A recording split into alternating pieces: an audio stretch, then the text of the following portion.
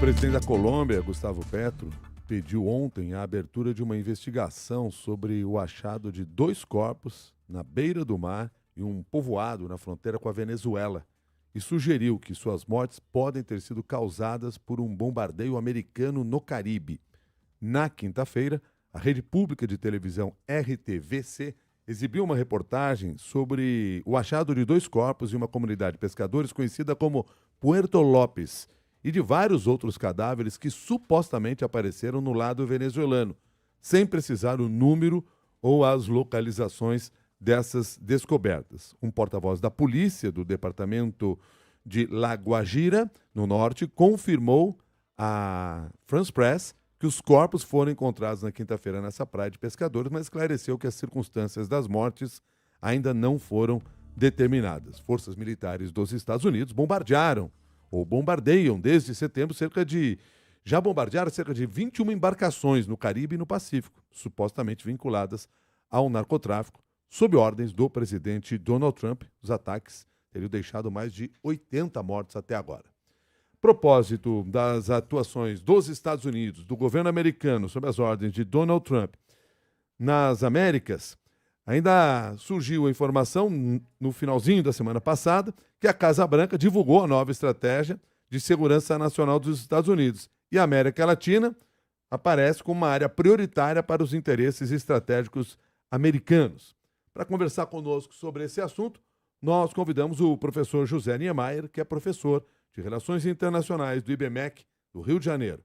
Professor José Niemeyer, bom dia para o senhor e muito obrigado pela gentileza de estar conosco. Ô, Milton, prazer falar com você, com a Cássia, com o ouvinte da CBN há tanto tempo. Eu estava calculando outro dia, eu dou entrevistas à CBN desde 1999, na Guerra da Bósnia. Então, queria cumprimentar a CBN por cobrir o sistema internacional de maneira tão eficiente há tanto tempo, além de cobrir todos os assuntos também ligados à realidade brasileira. Bom dia. Muito obrigado, professor José Niemeyer. E eu gostaria de ouvir essa sua análise a propósito do que representa essa decisão tomada pela Casa Branca, e quando a gente fala da Casa Branca, essa decisão tomada pelo presidente Donald Trump em relação à América Latina. Olha, Milton, a primeira questão é essa mesmo.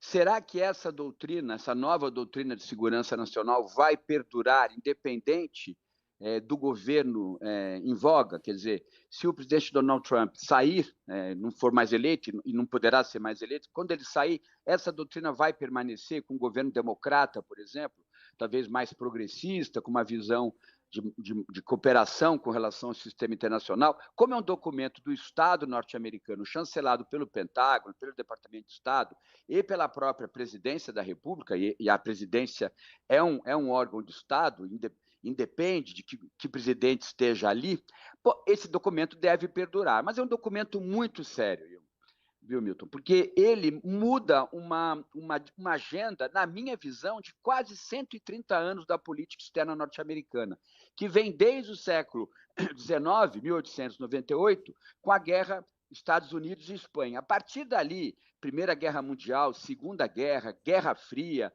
Guerra do Vietnã, Guerra da Coreia, o pós-Guerra Fria, até 11 de setembro, a ação pós-11 de setembro de 2001 contra o agente terrorismo internacional, a guerra contra o terror, as alianças para combater o terrorismo, a questão, inclusive, da ação na Iugoslávia, a partir da OTAN, mas muito com foco nos interesses dos Estados Unidos. Os Estados Unidos, então, nesses últimos 130 anos, Milton, eles tiveram a estratégia de lutar toda e qualquer guerra, participar de todo e qualquer conflito onde esteja envolvido o interesse nacional norte-americano. Com essa nova doutrina, apresentada no dia 5 de dezembro de 2025, semana passada, os Estados Unidos mudam o paradigma da sua ação estratégica no sistema internacional. Isso é positivo, pode ser positivo se o sistema internacional, com seus outros centros de poder, estiver preparado para ter uma postura cooperativa entre esses centros de poder, que é Rússia e China. Basicamente, 3 centros de poder, Estados Unidos, Rússia e China. Mas o que eu percebo, principalmente nos últimos eventos deste século XXI, é que o sistema internacional caminha muito mais para o conflito do que para a cooperação, principalmente porque Rússia e China, isso foi dito inclusive pela OTAN, pela Organização do Tratado do Atlântico Norte, onde os Estados Unidos são líderes.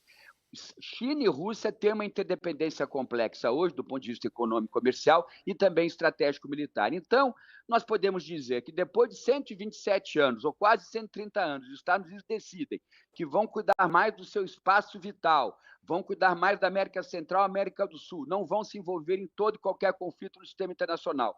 E, do outro lado, você tem 2 potências nucleares cada vez mais próximas, nós podemos dizer que estamos caminhando para uma lógica muito parecida com a lógica da Guerra Fria, com uma diferença. Os Estados Unidos agora admitiram com esse documento, e essa é a parte grave desse documento, admitiram que estão distantes da Europa e estão cada vez mais percebendo que perderam poder relativo no sistema internacional. Professor, essa nova estratégia de segurança nacional que foi anunciada no finalzinho da semana passada pelos Estados Unidos inclui a retomada de uma doutrina antiga, a doutrina Monroe. Explica pra gente o que é essa doutrina. A doutrina Monroe era uma doutrina do século passado que pregava que os Estados Unidos deveriam observar as Américas, né, o continente americano, como a sua principal área de influência, mesmo os Estados Unidos, naquele período, como eu disse até aqui, já ter uma agenda muito clara com relação ao sistema internacional. Mas era muito importante porque havia um receio que a influência comunista dos partidos da esquerda radical entrasse, essa influência aumentasse muito, principalmente a América Central e América do Sul. Foi, inclusive, o que pautou depois boa parte da ação norte-americana, favorecendo governos autoritários durante os vários golpes militares que nós tivemos, por exemplo, na América do Sul. Então, a doutrina Monroe era uma tentativa de conter o avanço de doutrinas radicais à esquerda e, ao mesmo tempo, de garantir nas Américas, no continente americano, uma influência dos Estados Unidos, principalmente para fazer comércio, para ter uma influência cultural. E ela foi ela teve algum sucesso para os Estados Unidos da América, mas ela acabou projetando situações muito ruins para os países sul-americanos, principalmente, e também para os países centro-americanos, numa perspectiva da sua política doméstica. Eles tiveram uma influência que muitas vezes causou aumento de desigualdade, aumento da corrupção, aumento do autoritarismo. Então, a doutrina Monroe pode ter alcançado seus objetivos num determinado período para os Estados Unidos da América, mas agora é diferente.